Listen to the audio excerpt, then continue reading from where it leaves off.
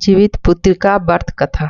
एक बार नैमिषारण्य के निवासी ऋषियों ने संसार के कल्याण के लिए सूत जी से पूछा, हे सूत, कराल कालिकाल में लोगों के बालक किस तरह दीर्घायु होंगे, सो कहिए। सूत जी बोले, जब द्वापर युग का अंत और कलयुग का आरंभ था, उसी समय बहुत सी शोकाकुल स्त्रियों ने आपस में सलाह की कि क्या इस कलिकाल में माता के जीवित रहते पुत्र मर जाएंगे। जब वे आपस में कुछ निर्णय नहीं कर सकी, तब गौतम जी के पास पूछने के लिए गई। जब उनके पास पहुंची तो उस समय वह गौतम जी आनंद के साथ बैठे थे। उनके सामने जाकर उन्होंने मस्तक झुकाकर प्रणाम किया। तदंतर स्त्रियों ने पूछा, हे प्रभु, इस कलि युग में लोगों के बालक किस तरह जीवित रहेंगे, इसके लिए कोई व्रत या तप हो तो कृपा करके बताइए। इस तरह उनकी बात सुनकर गौतम जी बोले, आपसे मैं वही बात कहूँगा जो मैंने पहले से सुन रखी है। गौतम जी ने कहा,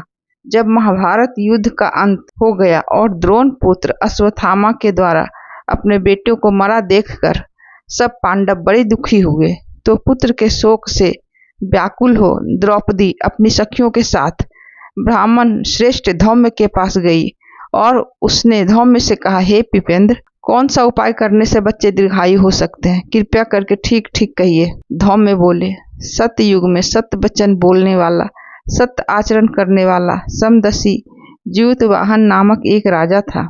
एक बार वो अपनी स्त्री के साथ अपनी ससुराल गया और वहीं रहने लगा। एक दिन आधी रात के समय पुत्र के शोक से व्याकुल कोई स्त्री रोने लगी, क्योंकि वह अपने बेटे के दर्शन से निराश हो चुकी थी। उसका पुत्र मर चुका था। वह रोती हुई कहती थी, हाय मुझ बुढ़ी माता के सामने मेरा पुत्र मरा जा रहा है। उसका रुदन सुनकर राजा जीतवाहन का तो मानो हृदय विदीर्ण हो गया।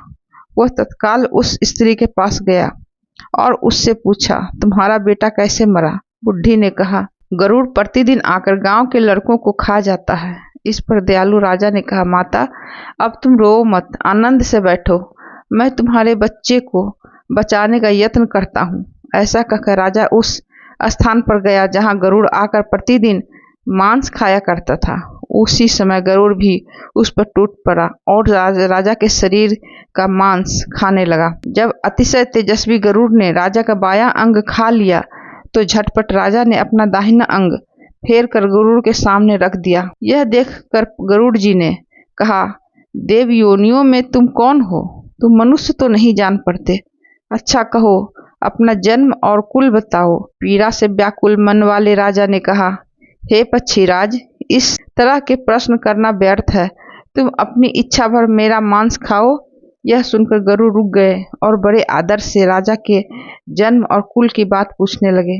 राजा ने कहा, मेरी माता का नाम सभ्या है, मेरे पिता का नाम शालिवाहन है, सूर्य वंश में मेरा जन्म हुआ है और जीवितवाहन मेरा नाम है। राजा की दयालुता देखकर गरुड़ ने कहा, हे महाभाग, तुम्हारे मन में जो अभिलाषा हो वह वर मांगो। राजा ने कहा, हे पक्षीराज, यदि आप मुझे वर दे रहे हो तो वह वर दीजिए। आपने अब तक जिन प्राणियों को खाया है वे सब जीवित हो जाएं।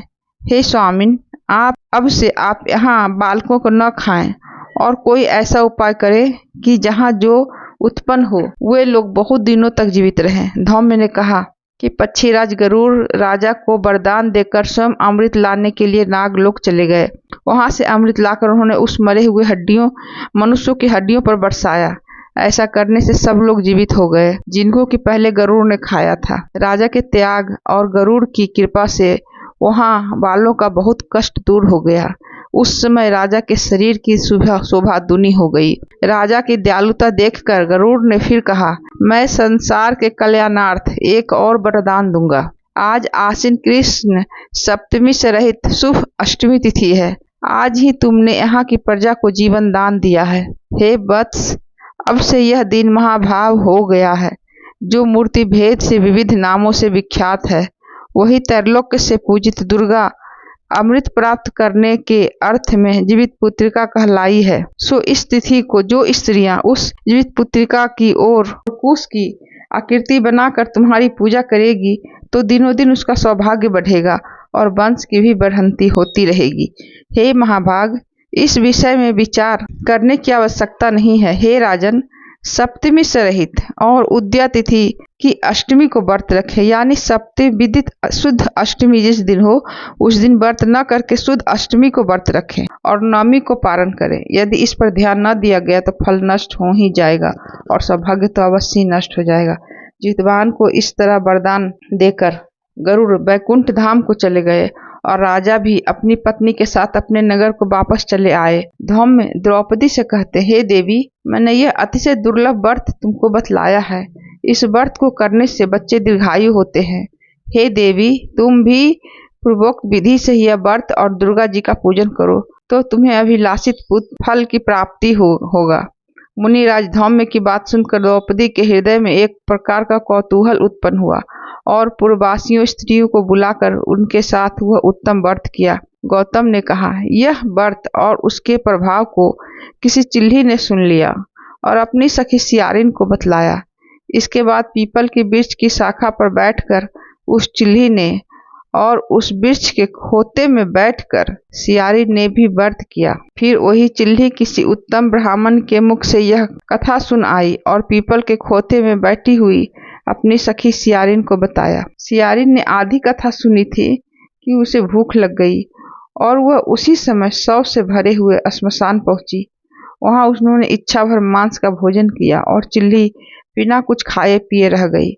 सवेरा हो गया। सवेरे वह गौशाले में गई और वहां से गौ का दूध पिया। इस तरह नवमी को उसने पारण किया। कुछ दिनों के बाद वे दोनों मर गई और अयोध्या में किसी धनी व्यापारी के घर में जन्मी। संयोग से दोनों का जन्म एक ही घर में हुआ, जिसमें सियारिन ज्येष्ठ हुई और चिल्ही छोटी।